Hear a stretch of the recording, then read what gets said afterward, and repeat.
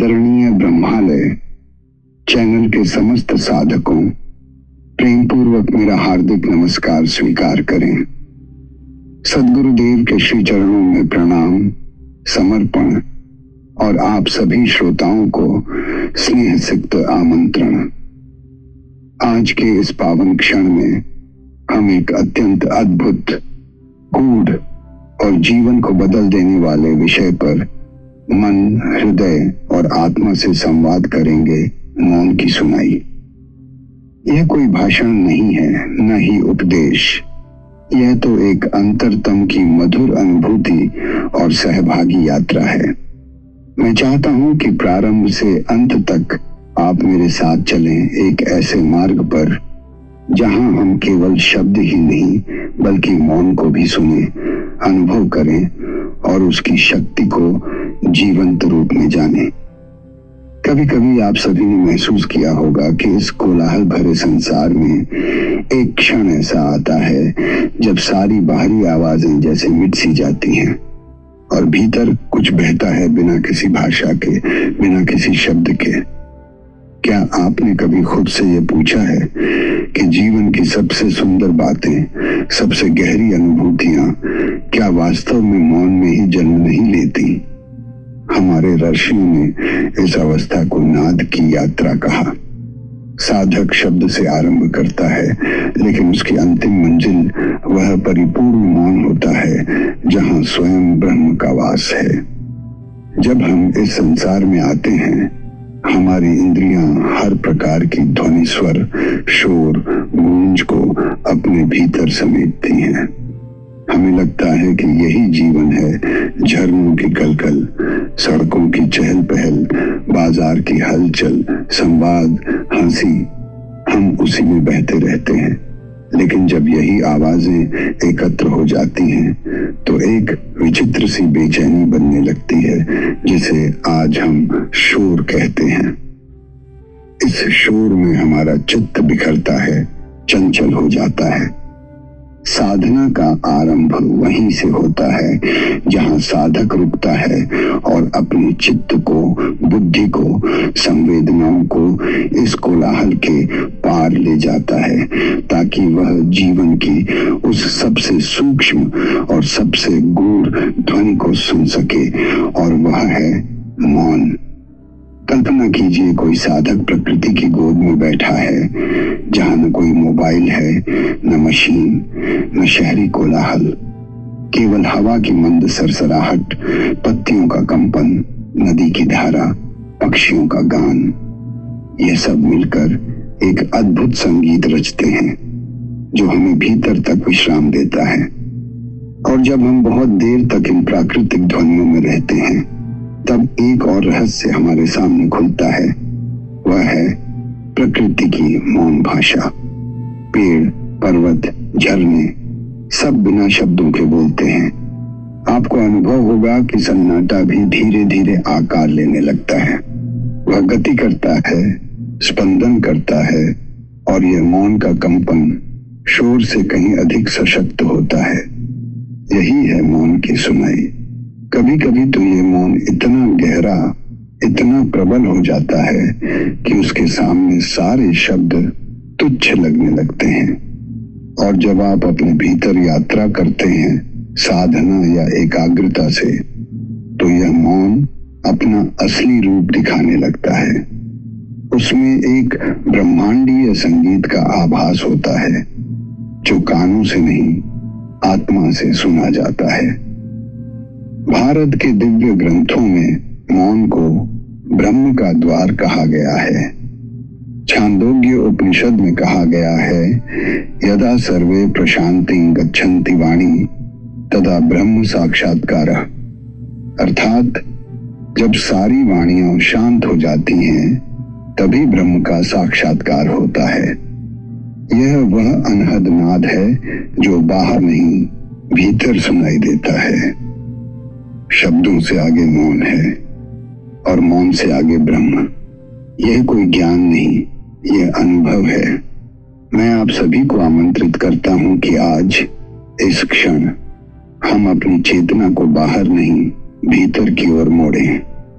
क्या कभी ऐसा क्षण आपके जीवन में आया जब आप शोर के बीच भी शांत हो गए हों, भीड़ में भी जब आपको किसी अदृश्य मौन ने छू लिया हो? बुद्ध के जीवन में बार बार मौन का उल्लेख आता है। वह कहते थे, मौन सबसे बड़ी वाणी है। जहां शब्द समाप्त होते हैं वहीं सच्चा ज्ञान आरंभ होता है। कबीर भी उसी अनहद नाद की बात करते हैं जो केवल साधक के भीतर बजता है जब वह अपनी चेतना को अंतर्मुखी करता है। हमारे यहाँ हर साधना की शुरुआत नाद से होती है, मंत्र, भजन, कीर्तन, और फिर जब वह सब थमते हैं तब साधक मौन की ओर बढ़ता है। पतंजलि योग सूत्र कहता है, योगश्चित्त वृत्ति निरोध, यानी योग वही है जब चित्त की सारी वृत्तियां शांत हो जाएं और मौन में ठहर जाएं। मौन की इस यात्रा में प्रवेश करने के लिए कोई बड़ा प्रयास नहीं चाहिए। केवल 10 मिनट प्रतिदिन किसी शांत स्थान पर आंखें बंद करके बैठें, सांसों को गहराई से लें और अपने भीतर के शोर के पार झांकें। आरंभ में विचार आएंगे, बेचैनी होगी, लेकिन धीरे धीरे चित्त शांत होगा और तब मौन की पहली झलक जीवन को बदल देगी। मौन केवल शब्दों की अनुपस्थिति नहीं है, यह चेतना का उच्चतम स्तर है। यहाँ न इच्छा रहती है, न द्वेष, न आकांक्षा, केवल ब्रह्म की अनुभूति और परम आनंद शेष रहता है। विवेकानंद कहते हैं, मौन ही वह अनुभव है जिसमें आध्यात्मिक उन्नति की नींव रखी जाती है। कबीर कहते हैं, जहां 10 द्वार रहित अंधियारा, बैठ सुनो तू साधु प्यारा, वहां अनहद बाजे दूर बेरा। जब हमारी 10 इंद्रियां भीतर की ओर मुड़ जाती हैं तब उस अंधकार में बैठकर ही अनहद नाद की झलक मिलती है। गांधी जी हर सोमवार मौन व्रत रखते थे। वह कहते थे कि मौन से उन्हें अपनी अंतर शक्ति, अंतर्दृष्टि और शांति प्राप्त होती है। रामकृष्ण परमहंस भी मौन में ही अपने शिष्यों को शिक्षा देते थे, क्योंकि मौन का संदेश आत्मा तक सीधा पहुंचता है। जब हम क्रोध या पीड़ा में चुप हो जाते हैं तो वह मौन अलग होता है, उसमें भावनाओं का ज्वार होता है। लेकिन साधना का मौन वह दिव्य होता है जिसमें भीतर बाहर सब शांत होता है। हम रोजमर्रा की जिंदगी में भी इस मौन को ला सकते हैं। ऑफिस में, परिवार में, बहसों से बचकर साक्षी भाव अपनाकर चित्त कितना हल्का हो जाता है। आधुनिक विज्ञान भी कहता है कि जो लोग नियमित रूप से मौन में समय बिताते हैं उनका मस्तिष्क अधिक ऊर्जा युक्त और रचनात्मक बनता है।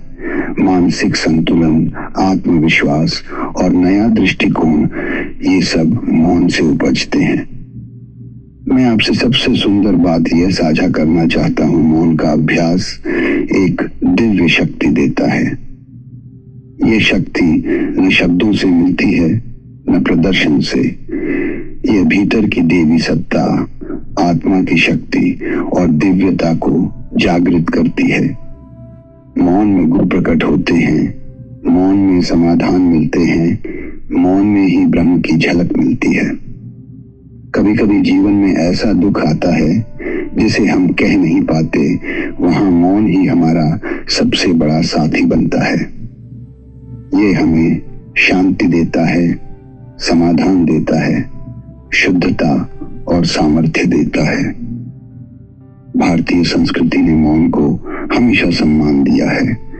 हर धर्म, हर संत, हर ग्रंथ मौन को आत्मिक विकास का आधार मानते हैं।